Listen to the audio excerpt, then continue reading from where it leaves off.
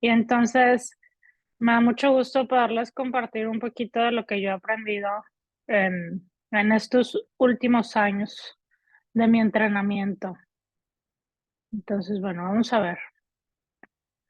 Bueno, estos son mis objetivos. Quisiera primero que platicáramos de algunos conceptos básicos en mieloma para que nos quede más claro en sí el mieloma múltiple. Platicar un poquito de algunas enfermedades de células plasmáticas y el mieloma múltiple. Ver un par de casos y al final hablar de tratamiento y de terapias nuevas. ¿Ok? Entonces, bueno, estos tres conceptos me interesa que queden claros y si los entendemos, esto nos va a ayudar a entender qué es el mieloma múltiple. ¿Ok? Entonces, están las células plasmáticas, la proteína monoclonal y las cadenas ligeras libres en suero. ¿Ok? Entonces, vamos a empezar por las células plasmáticas. Esta célula que está aquí, que se ve muy bonita, es una célula plasmática. Según los libros, esta célula parece un huevo estrellado. Lo que pasa es que tiene abundante citoplasma, tiene un núcleo excéntrico y, y está muy especializada en producir proteínas.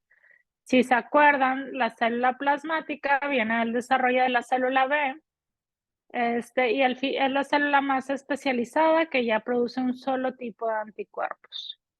Entonces, esta diapositiva que parece un poco cargada, pues de lo que habla es que las células B se van desarrollando y al principio solo producen IgM, ¿ok? Este es el anticuerpo. Recordemos que las células B lo que hacen es producir anticuerpos, ¿de acuerdo? El primer anticuerpo que producen es un anticuerpo IgM, pero al desarrollarse tienen que hacer un cambio de clase para producir algún anticuerpo específico, los que conocemos nosotros, que es IgM, IgG, IgE, IgA.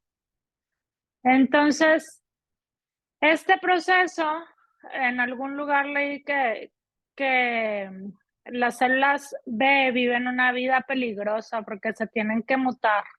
Entonces, este proceso, lo que pasa es que el ADN de la célula se tiene que mutar para que la célula produzca el anticuerpo específico. ¿De acuerdo? Y eso lo pone en riesgo de que se desarrolle en algún punto una célula neoplásica. ¿Ok? Entonces, bueno, ¿qué son las células plasmáticas clonales? Que eso es lo que tenemos que entender. Es una célula plasmática clonal, es una célula anormal que empezó a proliferar sin control. Y pues digamos que es como si ustedes le pusieran a la computadora copy-paste muchas veces. Es exactamente la misma célula copiada muchas veces. A eso le decimos nosotros que es una clona. ¿Ok? Y bueno, ¿qué va a pasar con esa clona de células plasmáticas? Pues va a ser lo que sabe hacer la célula plasmática y eso es producir anticuerpos y el anticuerpo que va a producir va a ser igual. Este anticuerpo va a ser una copia uno del otro, ¿ok? Entonces esta proteína también va a ser clonal, ¿ok? Eso no es normal. Nosotros habitualmente en nuestra sangre tenemos que tener diferentes tipos de células B, diferentes tipos de células plasmáticas que producen diferentes tipos de anticuerpos para protegernos de infecciones que ya conocemos, tenemos anticuerpos de memoria por las vacunas que hemos recibido. Entonces, esto que pasa en el mieloma, que es desarrollo de células plasmáticas y producción de una proteína monoclonal, es anormal. ¿Ok? Entonces, bueno, ya espero que haya quedado claro, la proteína monoclonal es una copia del mismo anticuerpo muchas veces. ¿Cómo sospechamos la presencia de una proteína monoclonal? Ustedes que ven muchos pacientes en el hospital, en los exámenes básicos tenemos pistas de que puede haber alguna proteína monoclonal. Entonces, si piden unas pruebas de función hepática o un perfil bioquímico, dependiendo del hospital en el que estén o el laboratorio donde se haya tomado los exámenes el paciente, ustedes tienen que ir a ver las proteínas totales y las globulinas, ¿ok? En las globulinas se miden los anticuerpos. cuando las globulinas están altas, nos habla de que hay un aumento en la cantidad de anticuerpos que tiene el paciente. Ahora, ¿eso quiere decir que hay una proteína monoclonal? Pues no. Hay diferentes anticuerpos que se pueden elevar. Puede haber una elevación policlonal de anticuerpos en respuesta a alguna infección o por autoinmunidad, o puede haber una elevación monoclonal, que esto ya sería por alguna enfermedad o condición de las células plasmáticas, una enfermedad de células plasmáticas o procesos linfoproliferativos. ¿Cómo vamos a identificar la proteína monoclonal? El estudio que utilizamos se llama electroforesis de proteínas en suero y se agrega una parte que se llama inmunofijación para identificar con exactitud qué anticuerpo es el que se está produciendo. Entonces, ¿qué pasa en la electroforesis? Lo que se hace es que se estudia el suero del paciente, se pone en un gel que tiene cargas y las proteínas del suero van a correr dependiendo de su peso. Esto se grafica y entonces lo que vamos a ver en esta gráfica es todas las proteínas que tiene el paciente. El primer pico que vemos en esta gráfica es la albúmina, ¿okay? Que esa es la proteína que más predomina. En los diferentes picos, lo normal es que estos otros sean más bien como mesetas, más aplanaditos, no tanto como picos. Cuando hay un pico similar al de la albúmina, en general decimos que es anormal. Entonces aquí nos lo marcan con negrito y lo miden que como SMC, nos dicen que tiene 0.9 gramos por decilitro de proteína monoclonal. Pero bueno, al diagnóstico queremos saber qué proteína es la que se está produciendo, porque eso nos va a guiar en hacer un diagnóstico específico. Entonces, para eso hacemos esto que se llama inmunofijación. En la inmunofijación lo que se hace es que se ponen anticuerpos que van dirigidos contra los anticuerpos del suero y entonces de nuevo se hace una electroforesis y ahí se puede determinar con precisión qué anticuerpo es el que se está produciendo. Por ejemplo, en este paciente nos ponen en la parte de inmunofijación que se ve una banda de restricción IgA lambda. ¿Ok? Entonces, en este caso, el anticuerpo monoclonal es una proteína IgA lambda. Ahora, hay otro término que me importa mucho que entiendan. Las cadenas ligeras libres en suero. Hay algunos pacientes con mieloma que no producen el anticuerpo completo. Y entonces lo que vemos es que van a producir un fragmento del anticuerpo. Si ustedes se acuerdan, los anticuerpos tienen una cadena pesada y una cadena ligera. Y existen los mielomas múltiples de cadenas ligeras. ¿Ok? Entonces, bueno, cuando hablamos de cadenas ligeras libres en suero, de lo que estamos hablando es de este pedacito de anticuerpo. ¿Ok? Este es el estudio que se pide. Nos reportan los dos tipos de cadenas que tenemos, que son kappa y lambda, y luego nos reportan una relación. Lo que nos importa otra vez, les digo que ya sé que suena repetitiva, pero es la clonalidad. Entonces, lo que nos importaría aquí es ver que una cadena ligera esté elevada sobre la otra, por ejemplo, la kappa o la lambda.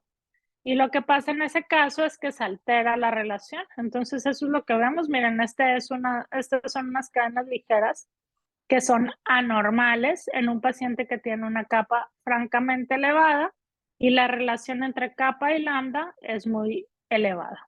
¿Ok? Entonces, esto es anormal. En algunos pacientes, por ejemplo, en los pacientes con enfermedad renal, pueden estar un poco elevadas ambas y entonces ahí tenemos que ir a buscar específicamente cuáles son los valores que se esperan encontrar en pacientes con enfermedad renal, que esos ya están bien descritos. ¿Ok? Entonces, bueno, ¿qué pasa en las enfermedades de células plasmáticas? Lo que va a pasar es que va a haber una proliferación de una clona de células plasmáticas. Y esto, aquí en este dibujo, vemos todo el espectro de enfermedades de células plasmáticas, bueno, no todo, pero cómo se desarrolla el mieloma. Viene desde esto que se llama gamapatía monoclonal de significado incierto, pasa por mieloma múltiple asintomático hasta llegar al mieloma múltiple sintomático. ¿Ok? Entonces, En la gamapatía monoclonal de significado incierto, lo que pasa es que hay una pequeña clona que todavía no le afecta al cuerpo. Hasta que estas células proliferan tanto y se alteran o mutan tanto que ya son células malignas que causan daño al cuerpo. Y ahorita vamos a ver de qué forma. Estas son algunas de las enfermedades de células plasmáticas. Les hablaba de la gamapatía monoclonal de significado incierto, que en inglés se dice MUGUS. En el mieloma múltiple asintomático, el plasmocitoma solitario, la amiloidosis de cadenas ligeras y el POEMS, que es polineuropatía, organomegalia, endocrinopatía, proteína E y proteína monoclonal. Y está el mieloma múltiple del que vamos a hablar hoy. Entonces, bueno, esta es la definición de gamapatía monoclonal de significado incierto. Elevación, una clona de células plasmáticas en la médula ósea, pero es una pequeña cantidad. Aquí les pongo el porcentaje, que es menor de 10%. Proteína monoclonal o elevación de una cadena ligera libre en suero con alteración en la relación, sin daño a órgano blanco. ¿Okay? Esa es la clave en gamapatía monoclonal de significado incierto. Algunos pacientes van a progresar a mieloma, pero no todos. Lo que se hace en estos casos es solamente vigilar. Y luego está el mieloma múltiple asintomático, que en inglés le dicen smoldering, en el que hay una cantidad mayor de células plasmáticas con una mayor cantidad de anticuerpo, pero otra vez sin daño a órgano blanco. ¿Ok? En el mieloma múltiple asintomático, en el mieloma múltiple que conocemos, lo que vemos es una cantidad mayor de células plasmáticas o una clona mayor que va a producir más anticuerpos y que van a ocasionar daño a diferentes órganos del cuerpo. De los más importantes, el riñón y los huesos. ¿Ok? Un momento. Creo que esto no era para mí. La epidemiología, el mieloma múltiple comprende más o menos 1% de las malignidades en general en los adultos y 10% de las malignidades hematológicas. La mediana de edad de presentación es de 65 años. Vemos que en México, o por lo menos aquí en la región, sí llegamos a tener pacientes muy jóvenes. Los pacientes más jóvenes que tenemos en la consulta tienen 33 años. Esto no es lo común es que sea una enfermedad de pacientes geriátricos. Y bueno, esto es lo que se los explicaba hace unos momentos, esto de la etiología. Se supone que el mieloma múltiple es una consecuencia de un accidente en la naturaleza durante el desarrollo normal de la célula B. ¿Ok? Y bueno, esto está explicado de otra manera, lo que les explicaba de gamapatía monoclonal, mieloma múltiple asintomático, mieloma múltiple sintomático. En cada dibujito vamos viendo que hay una carga mayor de enfermedad hasta que la enfermedad se vuelve más agresiva y hay células circulando y a eso le llamamos leucemia de células plasmáticas, que es una enfermedad muy agresiva. La patogénesis tiene que ver con anormalidades genéticas, ¿ok? Y con alteraciones en el microambiente de la médula ósea que van a propiciar la proliferación de estas células. Cuando hay un incremento en las células plasmáticas y estas son anormales, una cosa que va a pasar es que va a haber activación de los osteoclastos. Esto puede llevar a osteopenia, lesiones líticas y puede haber fracturas patológicas. No es el único mecanismo de daño óseo, también se pueden ver tumores de células plasmáticas en los huesos, ocasionando lesiones. ¿Ok? ¿Cuál es la presentación clínica? En general, algunas de las cosas más frecuentes que vamos a ver es el síndrome anémico, dolor óseo o fracturas patológicas, infecciones recurrentes y datos de sangrado. ¿Qué nos va a hacer sospechar en este diagnóstico? Esta mnemotecnia es muy importante que se la aprendan. CRAB La C se refiere a elevación en el calcio, la R a disfunción renal, la A anemia y la B a lesión ósea. Entonces, si se aprenden esto y cuando vean una combinación de estas alteraciones, piensan en mieloma, nos van a ayudar a diagnosticar muchos pacientes. ¿Qué estudios hacemos para hacer el diagnóstico? Vemos la biometría, vemos el frotis, porque ocasionalmente podemos ver células plasmáticas en la sangre, como en esta foto que les pongo aquí. Esta es una célula plasmática. Esta es una célula plasmática binucleada, que eso es muy anormal. Y estos son neutrófilos normales. Nos importa ver mucho la función renal, entonces en el perfil bioquímico podemos ver la creatinina y el BUN. Es muy importante ver el calcio. La deshidrogenasa láctica que se puede elevar en estos pacientes. Como ya les expliqué, las proteínas y las globulinas, estos nos ayudan al diagnóstico. Y un estudio que tiene más importancia para pronóstico se llama beta-2 microglobulina. Favor de no confundir con beta-2 glicoproteína. La glicoproteína es la que tiene que ver con el síndrome de antifosfolípidos. La microglobulina es para pronóstico en mieloma. Entonces, ya que estamos sospechando en el diagnóstico, ¿qué estudios hacemos? Ya los hematólogos, cuando pensamos en mieloma múltiple, buscamos primero identificar la proteína monoclonal y para eso hacemos un estudio que ya lo explicamos, es la electroforesis de proteínas en suero y la inmunofijación. Y luego tenemos que identificar dónde están esas células plasmáticas y pues lo que tenemos que hacer es un estudio de la médula que se llama aspirado de médula ósea. A veces hay tumores de células plasmáticas y si se identificó ahí la lesión, pues no siempre es obligatorio el aspirado. Pero bueno, no sé si hay otros hematólogos aquí que luego me discutan esto. Y bueno, además de eso, tenemos que buscar lesiones óseas y para eso, pues tenemos varios métodos. Lo que se hacía antes eran radiografías de todo el cuerpo, que no es tan práctico y no es tan efectivo encontrando lesiones. Los estudios que tenemos a nuestra disposición actualmente, sobre todo en el medio privado, es un TAC de cuerpo de baja dosis. Literalmente se hace un TAC a todo el cuerpo para buscar lesiones por todos lados. Cuando buscamos algo muy específico, por ejemplo, en los pacientes que tienen alguna fractura vertebral, a veces nos interesa mucho ver la resonancia magnética para ver que no haya daño neurológico. Y otro estudio de mucha utilidad es el PET-CT, que tiene un componente de TAC y una parte de esta administración de glucosa radioactiva que nos ayuda a ver las lesiones activas y sobre todo nos sirven al seguimiento después del tratamiento. Cuando hacemos el diagnóstico, agregamos algunos estudios que nos sirven de pronóstico. Entonces, cuando hacemos el estudio de la médula, podemos hacer un estudio que se llama cariotipo para ver los cromosomas. Las alteraciones en los cromosomas nos pueden ayudar a determinar el riesgo del paciente.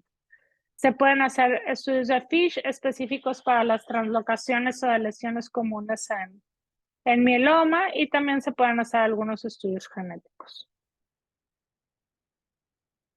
Estos son los criterios diagnósticos de mieloma, más de 10% de células plasmáticas clonales o un plasmocitoma extramedular con uno o más eventos definitorios de mieloma. ¿Cuáles son estos eventos definitorios de mieloma? Es el CRAB que ustedes ya se aprendieron. Entonces, elevación del calcio, afección renal, anemia o lesiones óseas. O otros eventos definitorios es que haya más de 60% de células plasmáticas, que la relación en las cadenas ligeras esté muy elevada o que haya más de una lesión focal de células plasmáticas, o sea, más de un plasmocitoma. Los factores pronósticos tienen que ver con dos cosas. Uno, con el huésped, ustedes pues eso siempre lo toman en cuenta, la edad del paciente, sus comorbilidades, su estado funcional, su función renal. Y otro tiene que ver con las características propias del tumor o de las células plasmáticas. Para eso buscamos lo que ya les platicaba de estudios genéticos y cromosómicos. Es importante, vemos la deshidrogenasa láctica, la elevación de la beta-2 microglobulina, si hay células plasmáticas circulando o no, y la presencia de enfermedad extramedular. Estos son algunos sistemas de estratificación de riesgo que a ustedes como residentes les puede servir tenerlos a la mano, los buscan en UpToDate y pueden clasificar a algún paciente nuevo que van al hospital con mieloma múltiple.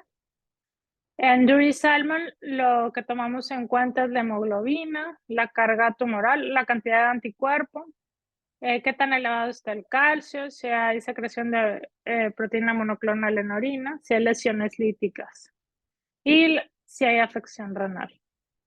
En el ISS solamente toman en cuenta la beta-2 microglobulina, la albúmina y la DHL. En el nuevo se agregan ahora las alteraciones cromosómicas. ¿Ok? Muy bien. ¿Hasta aquí alguna duda? Porque ahora les quiero platicar de un par de casos. ¿Todo bien?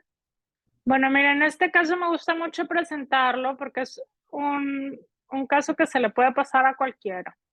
Esta es una mujer de 45 años que vimos hace aproximadamente año y medio en la consulta. Tenía más o menos 3 meses con síndrome anémico. La estaba viendo su ginecólogo, tenía historia de sangrado uterino muy abundante. Le administraron hierro intravenoso en varias ocasiones, se transfundió y se decidió hacer una histerectomía. El problema es que después de la histerectomía le empezó a bajar la hemoglobina otra vez y a la paciente eso ya no le gustó. Y entonces ella fue a buscar un hematólogo. Y lo interesante es que cuando llegó a la consulta, vimos a una paciente joven de 45 años que llegó al consultorio caminando utilizando un andador. No se podía sentar por dolor intenso en la espalda, necesitaba ayuda para deambular. Sus laboratorios iniciales, ella tenía una hemoglobina de 8, leucocitos normales y plaquetas normales, pero desde un inicio nos llama la atención que en su perfil bioquímico tenía unas proteínas totales en 13 y unas globulinas en 9. Entonces, aquí, pues, viendo a la paciente con anemia, con dolor óseo crónico, porque tenía varios meses con dolor, y con proteínas elevadas, pues pensamos en mieloma. Y se hace este estudio que se llama electroforesis de proteínas, y aquí se identificó una proteína monoclonal, como la pueden ver aquí. Creo que esta no es su electroforesis inicial, pero sí es de esta paciente. Ya al diagnóstico se identificó la proteína monoclonal, déjenme les digo cuál era, que es la IgG-kappa. ¿Ok? Y esa es a la que se le dio seguimiento. Se hizo un aspirado de médula ósea y se encontró más de 10% de células plasmáticas en la médula. Le hicimos para ver qué estaba pasando porque tenía ese dolor y se encontró una fractura en la vértebra L4. Ya con esto integramos el diagnóstico de mieloma múltiple y se dio tratamiento. Primero con un esquema de primera línea que se llama BTD, que incluye bortezomib, talidomida y dexametasona, y después se tuvo que ajustar porque no tenía respuesta completa con este tratamiento. Recibió un trasplante autólogo de médula ósea y posteriormente alcanzó respuesta completa y siguió en mantenimiento. Entonces, este caso nos deja de enseñanza que aunque sea una mujer joven, hay que ponerle atención a todo y hay que hacer el diagnóstico de las anemias. No todas las anemias son deficiencia de hierro. Y este caso también me parece muy importante compartirlo con ustedes porque es otro paciente que se le podría escapar a cualquiera. Y es el que siempre tratamos de que no se nos escape a los hematólogos. Es un hombre de 70 años que está evaluado por un nefrólogo por anemia y enfermedad renal crónica en hemodiálisis. No tenía ningún antecedente previo, no sabían por qué había desarrollado la enfermedad renal. Le llamó la atención a su nefrólogo que requería múltiples transfusiones y no respondía a la eritropoyetina. Entonces, a pesar de estar con manejo para Para la anemia de enfermedad renal no respondía y se tenía que transfundir muy frecuentemente. Un nefrólogo antes de él, habían hecho una biopsia renal que fue evaluada por alguien que no supo decir cuál era la causa. Sin embargo, el nefrólogo que lo vio decidió enviar a revisión la biopsia. Y entonces la mandó con un patólogo especialista en riñón. Y lo que reportó ese patólogo fue nefropatía por cilindros de cadenas ligeras, y entonces por esto nos habla el nefrólogo, por lo que reportan en la biopsia y porque el paciente requiere múltiples transfusiones y no se explicaba por qué. Entonces vimos al paciente y pues sospechamos de mieloma múltiple. Ahora en sus exámenes, las proteínas totales eran normales y las globulinas eran normales. Lo que tenemos que pensar en estos casos es el mieloma múltiple de cadenas ligeras. ¿Por qué? Cuando un paciente tiene un mieloma múltiple de cadenas ligeras, las proteínas y las globulinas no se elevan. ¿Ok? El mieloma múltiple de cadenas ligeras es el que más daño renal causa. Entonces, bueno, aquí les pongo las cadenas ligeras de este paciente. Como ven, su primer estudio, él tenía una cadena ligera capa de 14,000 con una relación de 2,000, que estaba francamente anormal. Se hizo una biopsia de médula ósea y ahí encontramos la presencia de 70% de células plasmáticas, y con esto se hizo el diagnóstico de un mieloma múltiple de cadenas ligeras. O sea, hay un porcentaje de pacientes pequeño que no va a tener un mieloma múltiple típico con elevación de globulinas. Entonces, cuando vean el CRAB, aunque no vean proteínas elevadas, hay que pensar en mieloma. Él recibió tratamiento con BTD, que no es el tratamiento más actual, pero era de recursos propios y tuvo una muy buena respuesta. Recibió posteriormente talidomida y desafortunadamente falleció en la época del COVID. Pero logró estar libre de transfusiones por un buen tiempo después de haber iniciado su tratamiento para mieloma. ¿De qué se trata el tratamiento en esta enfermedad? Lo que buscamos es disminuir la carga tumoral y mantener una buena respuesta por el mayor tiempo que podamos. Hasta el momento podríamos decir que el mieloma múltiple no se cura, pero se controla. Los pacientes pueden llegar a vivir más de 10 años con las terapias que ha habido hasta la fecha, y cada vez salen cosas más nuevas con las que probablemente van a llegar a vivir más, y tal vez en los próximos años se llega a curar el mieloma. ¿En qué consiste el tratamiento? Pues lo que hacemos primero es dividir en dos grupos a los pacientes, en los que son elegibles a trasplante y los que no lo son. Cuando son elegibles a trasplante, pues de hecho a los dos grupos les damos una terapia de inducción. En lo que buscamos es ver esto de la curva, que baja la carga tumoral considerablemente. Cuando hemos alcanzado una buena respuesta y es posible, hacemos un tratamiento de consolidación, que es el trasplante autólogo de médula ósea, que no es parte de los objetivos de esta plática. Y después de eso nos quedamos en mantenimiento. En los pacientes que no son elegibles a trasplantes hay inducción y después se sigue con alguna terapia continua que podría ser solamente de mantenimiento. Además de esto, es importante mencionar que estos pacientes necesitan manejo de soporte. Para evitar fracturas, damos bifosfonatos. También tenemos que evitar trombosis, y para eso damos antiagregantes o anticoagulantes dependiendo del caso. Y prevenimos infecciones, que una de las más frecuentes es el herpes zóster. Por eso frecuentemente van a ver que nuestros pacientes utilizan aciclovir. En el mieloma múltiple lo que se usa es una combinación de 3 o 4 medicamentos que tengan diferentes mecanismos de acción. De los más importantes que se dan por todo el tratamiento son los esteroides. Utilizamos inmunomoduladores que son de la familia de la talidomida. La talidomida es la más viejita y por lo regular solo lo usamos cuando los otros más nuevos no son accesibles. usamos otros medicamentos que son de los que más han cambiado la respuesta del mieloma, que son los inhibidores de proteasomas. El primero que hubo es el bortezomib. Y ahora lo que se agrega es un anticuerpo monoclonal, que en este caso serían anticuerpos monoclonales anti-CD38. Y entonces con esta combinación de medicamentos, los pacientes pueden obtener muy buena respuesta. De las nuevas terapias que les tengo que decir, bueno, están los CAR T-cell therapy, que son células T que se extraen del paciente. Esto es algo, bueno, que todavía no se empieza a hacer en la ciudad, pero ya está en proceso las pruebas.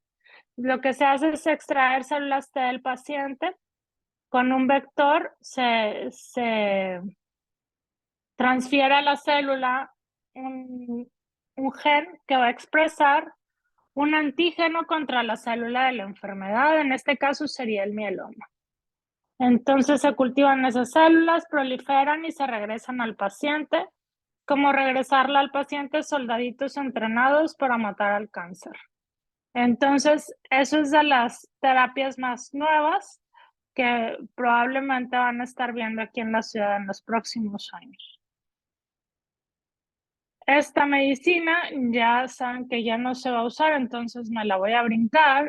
Y lo que tenemos más nuevo, que ya estamos empezando a usar, de hecho algunos de ustedes tal vez vieron a un paciente nuestro que recibió uno de estos medicamentos como uso compasivo, son los BiTEs, que son anticuerpos biespecíficos. ¿Y qué hacen estos anticuerpos? Se unen a la célula de la enfermedad y se unen a una célula T. Y lo que hacen es que las juntan para que la célula T sea la que destruya la célula de la enfermedad.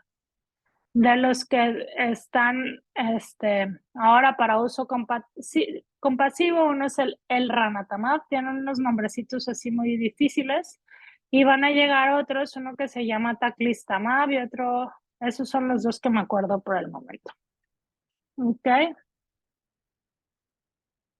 Entonces, bueno, ¿cuáles son mis conclusiones? Pues de lo que más me importa en un residente de medicina interna y un estudiante, que son los que están aquí poniendo la atención a esta plática, es que sepan en quién sospechar el mieloma.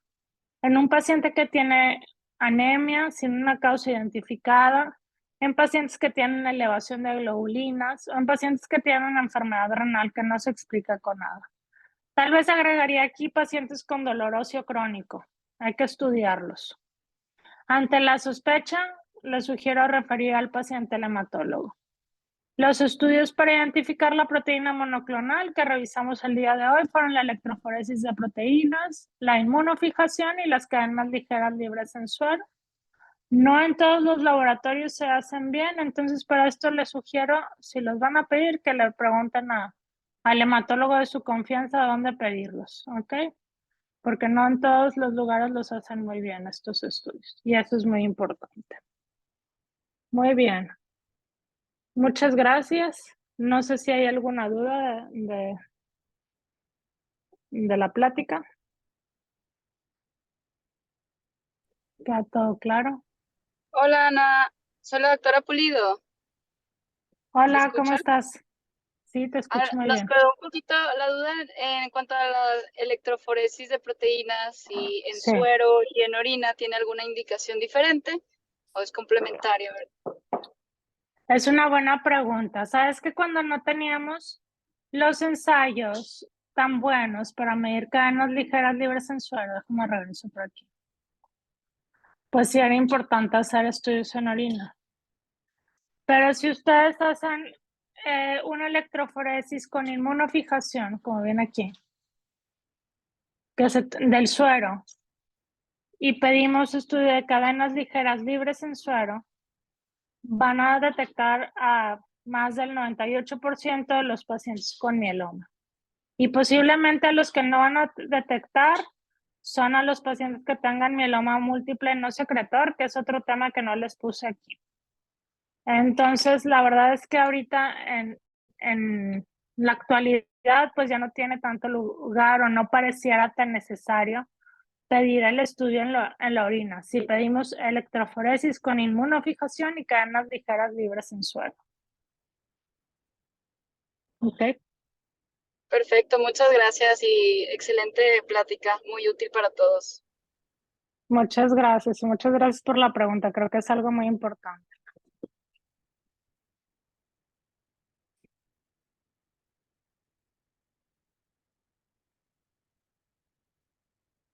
¿Algo más? Muchas gracias. Creo que no hay más preguntas. Muchísimas gracias, Itlali. Muchas gracias a todos por conectarse.